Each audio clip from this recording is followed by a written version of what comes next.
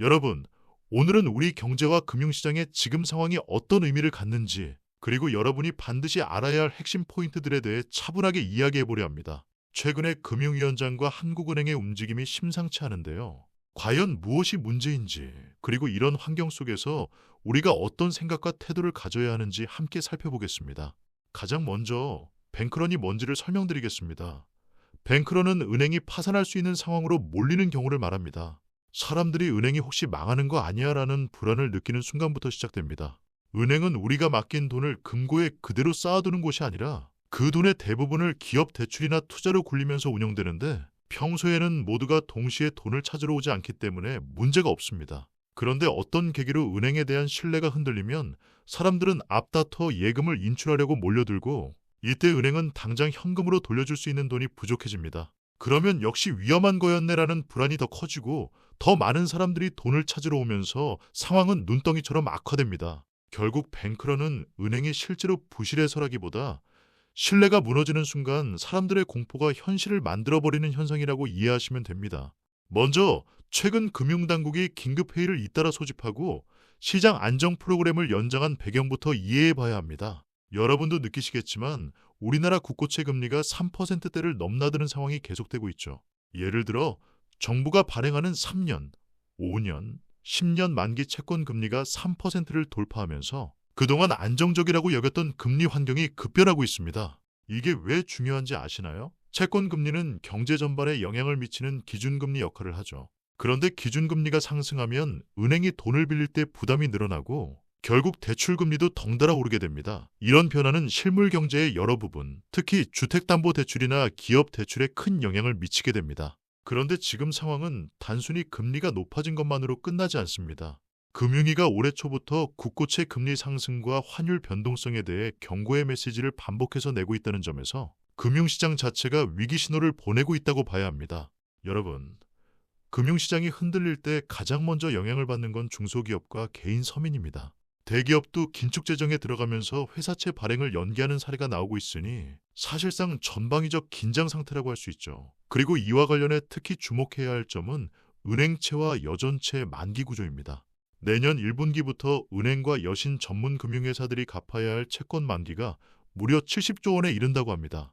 이 말은 엄청난 규모의 자금을 새로 조달해야 하는데, 시장 금리가 높은 만큼 이전보다 훨씬 비싼 비용으로 돈을 빌려야 한다는 뜻입니다.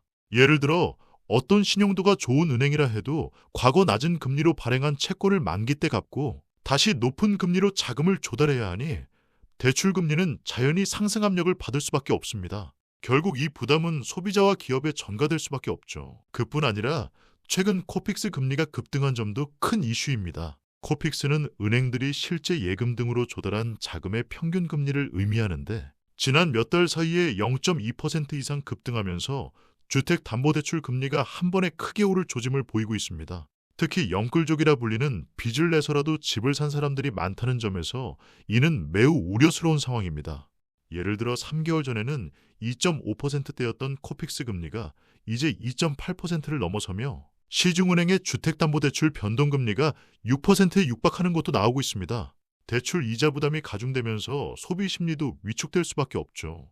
그런데 여기서 끝이 아닙니다. 금융안정 차원에서 한국은행이 내년부터 대출 채권 담보 긴급여신 제도를 시행하고 심지어 모의 훈련까지 계획하고 있다는 소식입니다. 쉽게 말해 은행의 뱅크런 같은 유동성 위기가 발생할 경우 보유한 대출 채권을 담보로 긴급 자금을 공급할 수 있도록 시스템을 마련한다는 겁니다. 여러분도 알다시피 뱅크런은 금융공포가 현실화되는 최악의 상황을 의미합니다. 한국은행이 이런 대비책을 마련했다는 건 그만큼 금융안정에 대한 경계감이 크다는 뜻입니다. 이와 함께 환율 문제도 심각합니다. 원달러 환율이 1,470원을 넘어섰고 이는 외환위기 당시와 맞먹는 수준입니다. 정부는 국민연금 자금을 활용해 외환시장 안정에 나서고 있지만 이런 비상대책이 반복되면서 시장의 신뢰는 점점 약화되고 있습니다.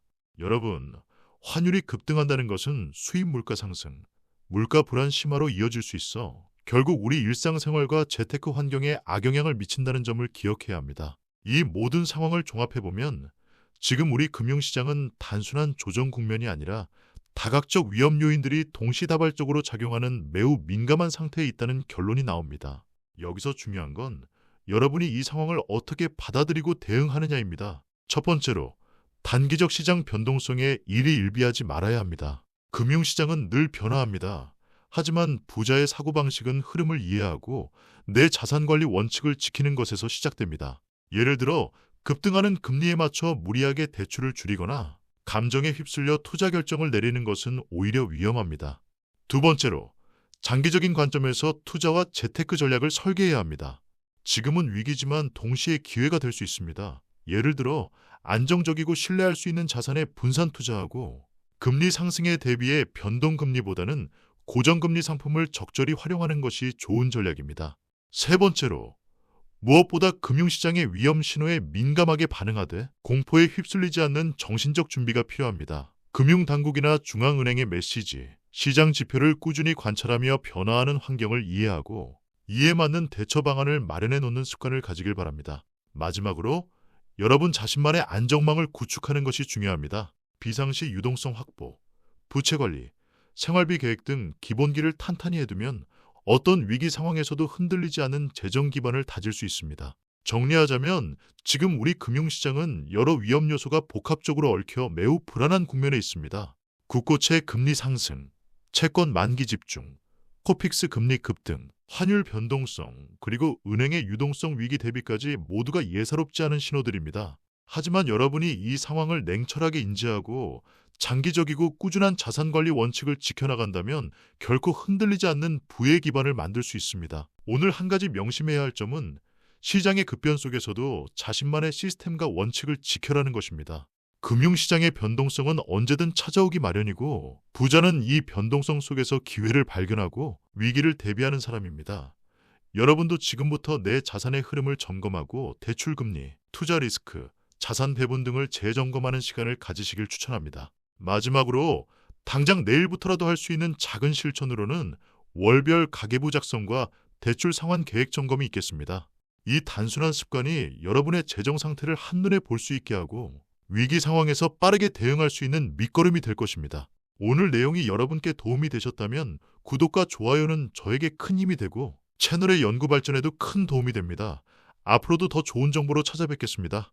부자 되세요. 감사합니다.